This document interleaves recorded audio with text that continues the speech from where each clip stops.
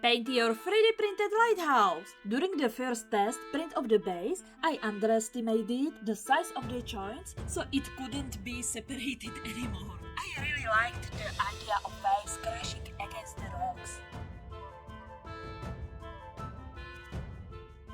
Take your time with shading the cliffs until you are happy with the result. There is not much you can mess up here.